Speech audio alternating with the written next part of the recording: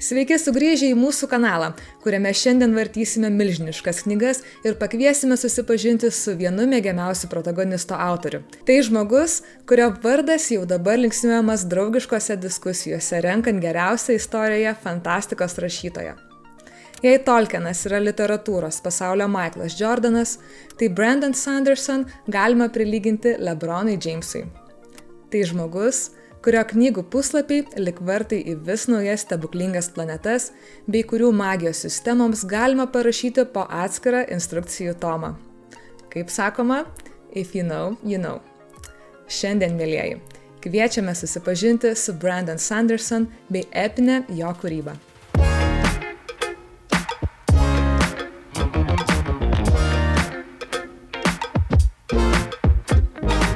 Savo pasakojimą pradėsime nuo žmogaus, kuris visuomet svajojo tapti autoriumi, tačiau tik sunkaus ir ilgo darbo dėka jo istorijos surado savo skaitytojus.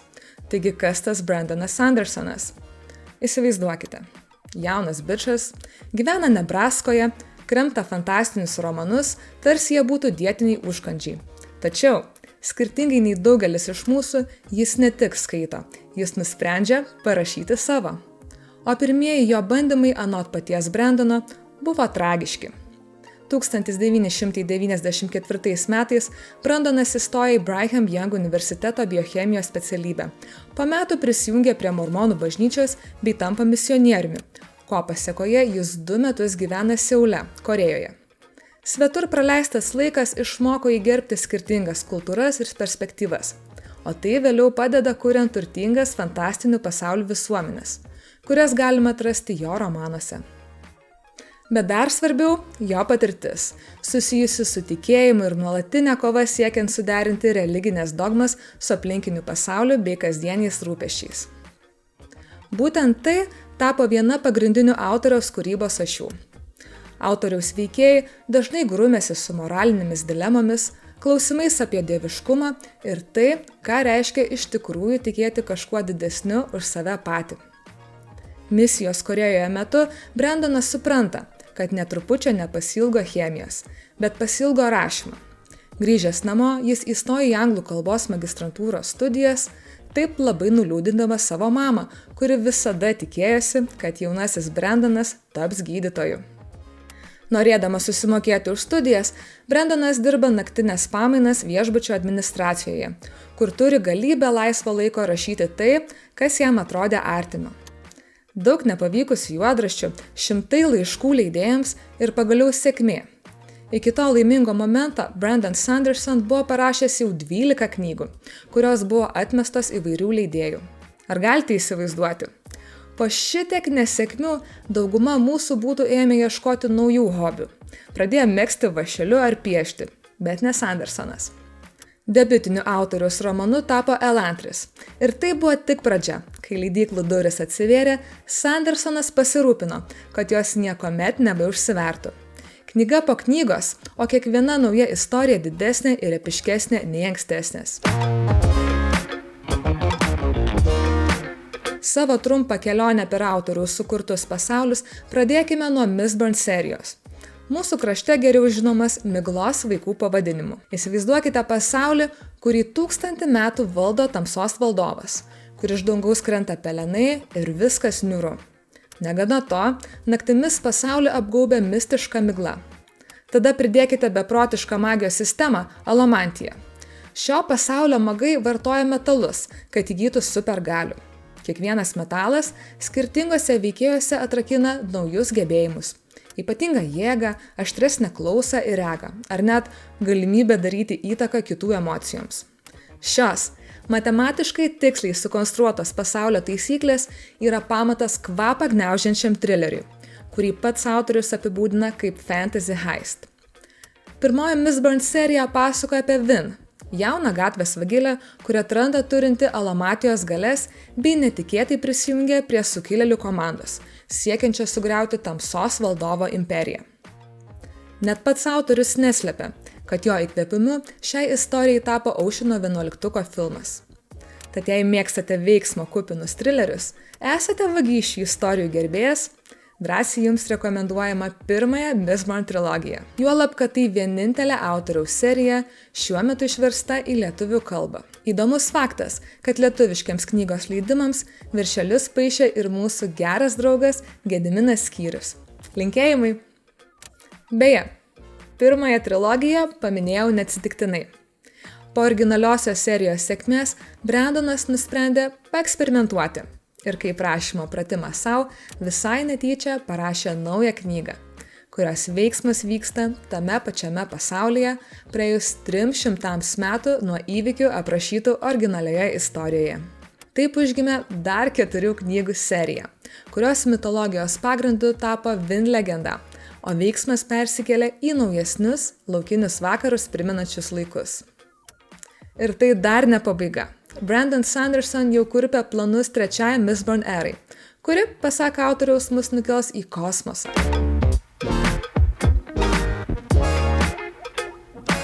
Kitas ir net ambicingesnis Brandono projektas The Stormlight Archive.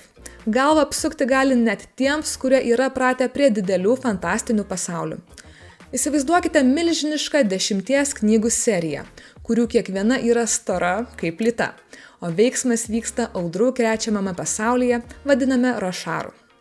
Istorija vingiuoja per amžius, pasako apie tautas, kilmingų ir vargšų frakcijas, seka 10 skirtingų personažų, tarp kurių tiek dievams prilyginami pranašai, tiek paprasti mirtingieji.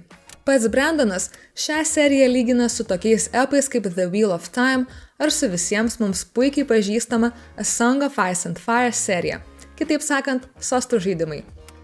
Beje, Sanderson po autoriaus Robert Jordan mirties padėjo pabaigti The Wheel of Time epą. Labai nesiplečiant, The Stormlight Archive tai epinis pasakojimas apie karą, senovės paslaptis ir seniai pamirštą magiją, kuri grįžta į šį mažų ir didelių detalių kruopščiai sukonstruotą Roshar pasaulį. Šiuo metu The Stormlight Archive serija sudaro 5 daugiau nei po 1000 puslapių turinčios knygos. Paskutinioji, Wind and Truth, uždaranti pirmąją Roshar erą, ką tik pasiekė knygynų lentynas visame pasaulyje. Ir daugybė šansų, kad jei su Brandono kūryba jau buvote pažįstami, tai ir šį video žiūrite ilsindami akis prieš naują skaitymo sesiją. Na, o jei susipažinti dar neteko, bei toks puslapių kiekis skamba baugiai, nesigąsdinkite. Strength before weakness, journey before destination.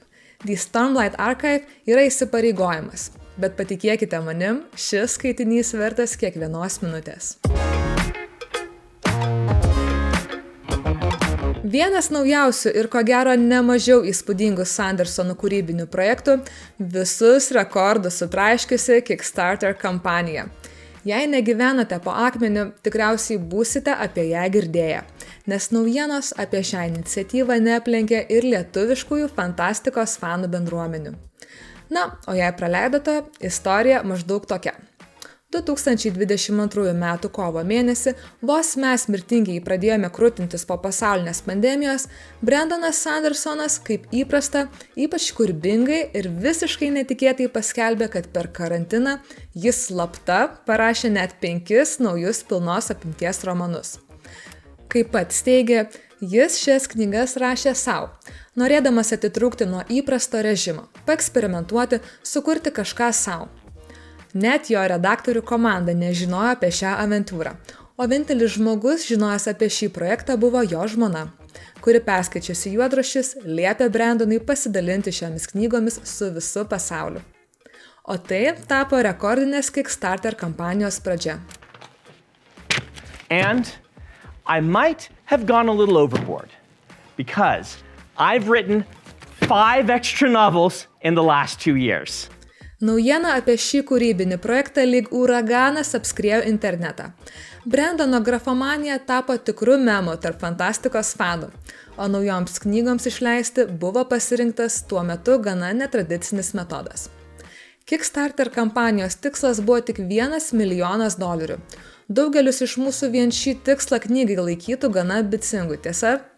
Tačiau platforma sugužėjo autoriaus gerbėjai bei prašalaičiai po video anonso debiuto vos per 35 minutės pasiekė kampanijos tikslą. Mėnesio pabaigoje ši iniciatyva surinko beveik $42 milijonus ir tapo visų laikų gausiausiai finansuojama Kickstarter kampanija. Šiek tiek perspektyvos. Ankstesnis Kickstarter leidybos rekordas buvo kiek mažesnis nei $10 milijonų, o Sandersono kampanija šį rezultatą paliko dulkėse. Verta paminėti ir tai, kad visi kampaniją parėmę skaitytojai neturėjo žalio supratimo, apie ką šios knygos. Jie žinojo tik autoriaus vardą ir tai, kad knygos priklauso fantastikos žanrui. Beje, tai ne vienintelė autoriaus Kickstarter kampanija. Ne per seniausiai autorius susikooperavo su Brother Wise Games ir publikai pristatė Cosmere visatos vaidmenų žaidimą. Apie Cosmere beje visai netrukus. Įsivaizduokit, miglos vaikų drakonus ir požemius. Tačiau čia atskiros žaidimų sistemos ne tik Mistborn ar Stormlight Arcane pasauliams, bet ir būtybėms keliaujančiams tarp šių pasaulių. Pilniausio Kickstarter rėmimo kategorijoje rėmėjai džiaugsis knygomis žaidimo vedėjams, knygomis žaidėjams, nuotykių knygomis, kurios yra canon, gerai pažįstamų veikėjų mini figūrėlėmis, žemėlapiais, tokenais ir kortomis. Žodžiu, tikras tabletop RPG fanų rojus. Ši kampanija per mėnesį surinko viso labo tik šiek tiek daugiau nei $15 milijonų ir 55 000 rėmėjų. Nuorodą į Kickstarter kampaniją paliksiu apačioje. Visi šie ryškūs autoriaus kūrybos pavyzdžiai tai tik detalės gerokai didesnėje dėlionėje. Šio video kūrimo metu Brandono bibliografijoje galime suskaičiuoti net 33 išleistas knygas, o kur dar 10 trumpų istorijų, apsakymų ir grafinių novelių. Ir jei galvojate, kad vien šių istorijų kiekis yra įspūdingas, ką sakysite, kuomet atskleisiu, jog didžioji dalis autoriaus kūrybos vyksta vienoje išgalvotoje visatoje, pavadintoje Cosmere. Beveik visos Sandersono knygų serijos ar pavienės istorijos su keliomis išimtimis vyksta toje pačioje Cosmere visatoje. Mistborn, Stormlight, Elantris, Warbreaker, White Sand, Threats of the Emerald Sea bei kiti žinomi autoriaus kūriniai. Visų šių knygų veiksmas vyksta atskirose planetose ir visos jos yra pribloškiančios multivisatos dalis. Jei skaitote nebe pirmą Sandersono knygą, galite pastebėti mažų susikirtimų, pasikartojančių veikėjų, žiūri tave Hoyt ir atsikartojančių paslapčių, o kartais net atsakymų į kituose autoriaus kūriniuose užsilikusius klausimus. Geriausia tai, kad kiekvienu atskiru kūriniu galima mėgautis ničnieko nenutuokiant apie Cosmere egzistavimą. Tačiau ilgamečiai autoriaus fanai jau seniai žino, kad kiekviena nauja knyga beveik visuomet turi sąsajų su kitomis jo istorijomis. Taip užkulisiuose dėliodamos įspūdingą ir tik didžiausiams Brandono fanams matomą paveikslą. Tai tarsi jo paties fantastinė Marvel Cinematic Universe versija, tačiau kur kas įmantresnė, paslaptingesnė ir daug magiškesnė. Jei norite sužinoti apie šią konspiraciją iš paties autoriaus lūpų, nuorodą į video, kuriame jis kalba apie Cosmere ir savo didžiausius užmojus, paliksiu video aprašyme. O geriausia dalis – mes dar labai toli nuo pabaigos. Sandersonas tik dabar pradėjo atskleidinėti plastesnius savo kūrybos užmojus. The Stormlight Archive ir Mistborn serijos tai yra nedidelės daug didesnio Cosmere galaktiką apimančio konflikto, įtraukiančio dievus, senovės galias ir kosminės paslaptis detalės. O ilgalaikis planas – didesnė už gyvenimą franšizė, kuri į pavėsį palydi MCU, Star Wars bei kitas ilgametės fantastikos epopėjas. Labai tikimės, kad po dar 20 metų sulauksime ir keršytojų stiliaus crossoverio, bet su daugiau magijos ir ko gero dar daugiau epinių momentų amžiams įsirėžinčių į bendrą fantastikos ir populiariosios kultūros fanų sąmonę. Lyg be pasaulio kūrimo neturėtų ką veikti, Brandon Sanderson taip pat tapo dėstytoju savo alma mater Brigham Young universitete, kur iki šių dienų dėsto kūrybinį rašymą. Ar galite įsivaizduoti, iš ko geriau mokyti šio amato, jei ne iš vyruko, kuris sukuria ištisas visatas, kol dauguma iš mūsų baigia skanauti rytinę kavą. Dar nuostabiau yra tai, kad visas šių paskaitų kursas yra patalpintas YouTube ir yra laisvai prieinamas visiems. Tad norintiems pasisemti žinių iš fantastikos žanro titano, paliksiu nuorodą į šias paskaitas video aprašyme. Beje, autoriaus YouTube kanalas vertas atskiro žodžio. Greta ir kitiems autoriams būdingų vlogų apie besitęsiančius darbus, Brandonas bei jo komanda kuria išties daug įdomaus ir vertingo turinio. Jis turi savo pramoginį podcastą, nuolat dalinasi įvairiais interviu, kuriuose kalbina kitus autorius, žaidimų kūrėjus, balso aktorius, karts nuo karto pasidalina savo kūrybos užkulisiais, apžvelgia jam patikusias knygas, žaidimus bei filmus. Ir nevengia savo auditorijos dėmesio nukreipti į tuos, ką kiti galėtų vadinti jo konkurentais. Brandonas jau eilę metų būrė įspūdingą bendruomenę, kuri apima ne tik skaitytojus ar kūrėjus. Tai milžiniškas fantastikos mylėtojų klubas, kuris nuolat bendrauja ir dalinasi jiems mylimais dalykais. O kartą per metus organizuoja ir savo konventą, sutraukianti tūkstančių žmonių iš viso pasaulio. Ir vis dėlto, nepaisant begalinio produktyvumo bei milžiniškos sėkmės, Sandersonas išlieka nuolankus. O tai ko gero ir yra viena iš pagrindinių priežasčių, kodėl jo fanų bendruomenė tokia gausi. Mes nebe reikalo kalbame apie autorių, kurio tik mažytė dalelė kūrybos yra išversta į lietuvių kalbą. Tebūnie tai paraginimas lietuvių leidykloms atkreipti didesnį dėmesį į šį autorių, nes neabejojame, kad netrukus apie jį kalbės ne tik knygų skaitytojai, tačiau filmų, serialų bei žaidimų fanai. Brandon Sanderson istorija atspindi atkaklumą, aistrą ir giliai įsišaknijusį tikėjimą, kad pasakojimas yra daugiau nei tik pramoga. Tai būdas tirti bei analizuoti didelius klausimus apie gyvenimą, tikėjimą ir gėrio bei blogio prigimtį. Mes nuoširdžiai rekomenduojame jums visiems pamėginti paskaityti šio autoriaus kūrinių. Jis pats turi susukęs atskirą video, kuriame rekomenduoja geriausius pradžios taškus siekiant susipažinti su jo kūryba. Nuorodą į jį paliksiu video aprašyme. Ačiū, kad žiūrėjot bei savo laiko ir galbūt laiko nepagailėjot.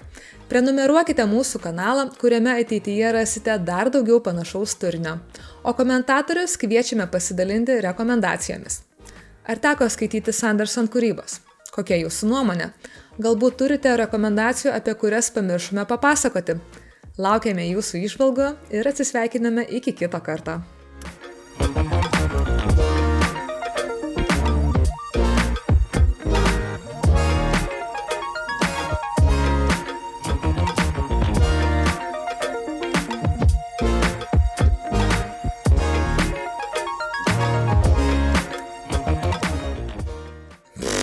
Kur kablelio, Aurelija, pameti, nedaskaitai kablelio. O geriausia dalis, mes dar labai toli nuo... Tuoli mes. Tuoli. Ar toli man gertai? Savo laiko, galbūt laiko. Baigi. Žodžiu, kažkaip sukitai kažką, bet gavosi gerai. Tai man per naują pakartot? Ne. Žodžiu. It is wrong, but also correct.